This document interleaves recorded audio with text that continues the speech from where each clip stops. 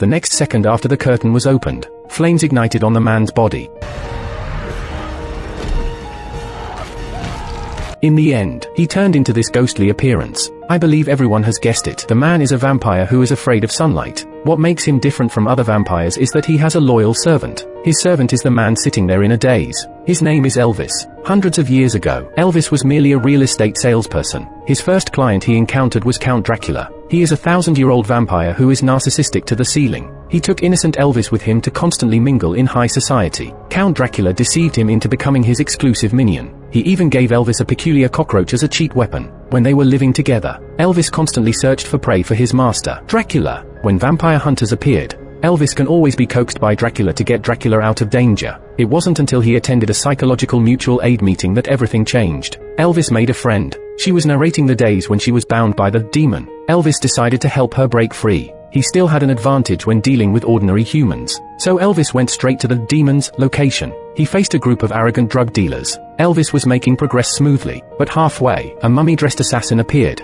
The assassin not only stole Elvis's credit but also intended to kill him. In the struggle, Elvis was unfortunate to be stabbed in the abdomen. With his last breath, he quickly swallowed a cockroach to save himself. That's when he directly blew the assassin's head off. Elvis decided to use the mummy as his master's meal for the night. After going through a major battle with hunters, his burned skin was still recovering. He needed the blood of dozens of innocent people to return to his former peak state. For example, loving couples or pure nuns, among others. The assassin on the ground didn't have a single spot of purity from head to toe. By consuming him, Dracula could only barely sustain his life. It's not that Elvis doesn't understand, but he could never bring himself to harm innocent people. Dracula, frustrated, punched him in the stomach. Seeing that he had surrendered, Dracula stopped giving him a hard time. He ordered Elvis to find innocent people who met the requirements as soon as possible. That night, Elvis went to the local Norse bar. There were dating couples and nuns here, letting themselves loose. While Elvis hesitated, 2 police officers, one male and one female, arrived outside the bar. They were local traffic police officers. Last night, when Elvis fought with the drug dealers,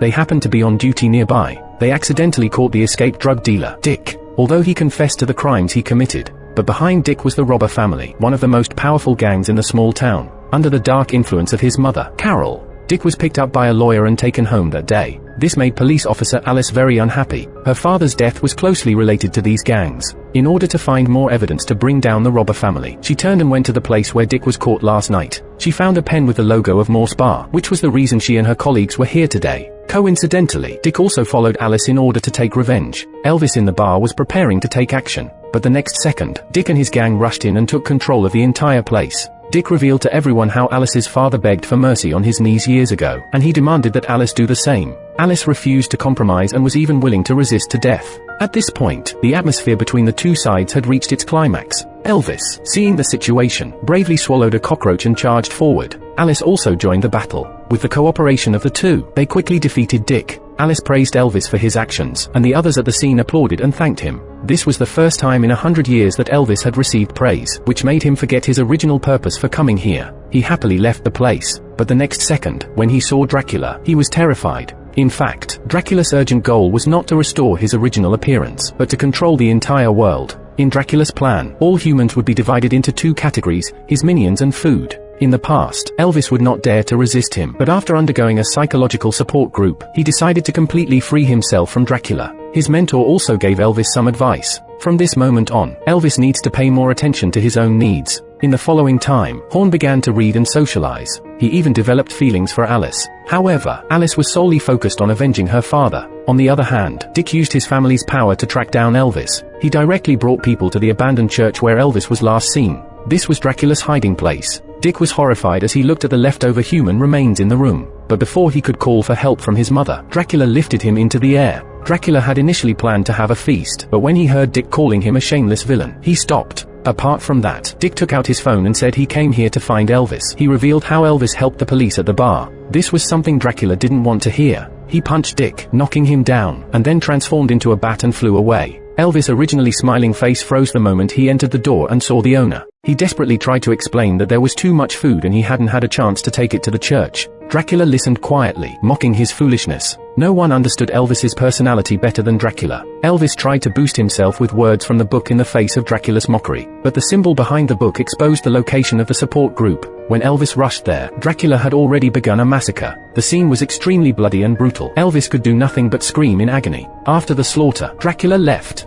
Later, Alice arrived and saw Elvis amidst the scattered corpses. Helplessly, she took him away, but before they could get in the car, the police car was surrounded again. The people getting out of the car were Carol, Dick's mother, who was the current head of the robber family. Besides them, there were also police officers who came to support. As a traffic officer, Alice didn't have the authority to deal with criminals, but she knew very well what it meant when the police and the robber family appeared at the same time. If Elvis was taken away by them, it would only result in a confession. So, she pretended to agree but turned around and decisively fired her gun. In the end, she successfully took Elvis away. On the other side, Dracula, back at the church, decided to seek revenge on the world. The only people he could use were Dick and his gang behind him. Meanwhile, after hearing Elvis's story, Alice temporarily showed understanding. Alice contacted her sister, who worked at the FBI. For safety, they arranged to meet at a cafe at 2 p.m. Alice had just taken Elvis out when both the police and the gang rushed towards them again. They both faced attacks from the front and the rear. In desperation, Elvis had no choice but to rush into the neighbor's house and eat their pet. His fighting power instantly soared. Elvis delivered a flying kick.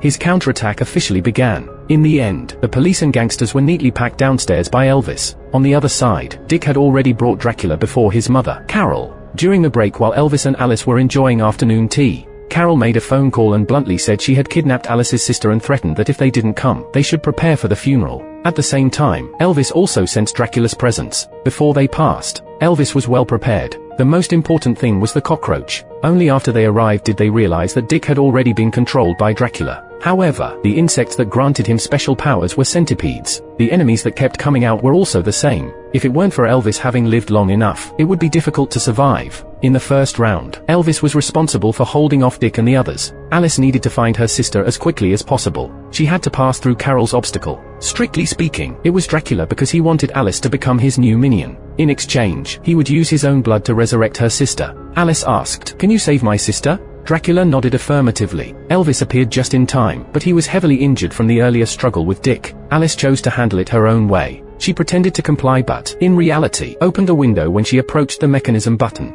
At the moment when sunlight came in, Dracula had to flee in all directions. In the end, both Elvis and Alice were reluctantly taken to a secret room upstairs together. But suddenly, Elvis collapsed and fell unconscious. Alice couldn't defeat Dracula at all. In a critical moment, Dracula's blood from his foot flowed into Elvis's mouth. After his resurrection, Elvis successfully attacked Dracula from behind and pulled out his fangs. But Dracula was formidable and immediately regained control over Elvis. At that moment, Elvis remembered the words of encouragement from his mentor during a seminar. Elvis no longer feared. He unleashed his tremendous power and ruthlessly beat Dracula to the ground. Just as Dracula was about to counterattack, the magic circle spell took effect. Dracula was trapped in the magic circle and unable to resist. As for his ultimate fate, it depended on the intensity of Elvis and Alice's actions. In the end of the story, Carol also couldn't escape retribution. Alice's sister was revived with the help of Dracula's blood. Only Alice and Elvis knew this secret. After breaking free from Dracula's control, Elvis would also use Dracula's blood to extend his life for a while. After all, he should have died many years ago.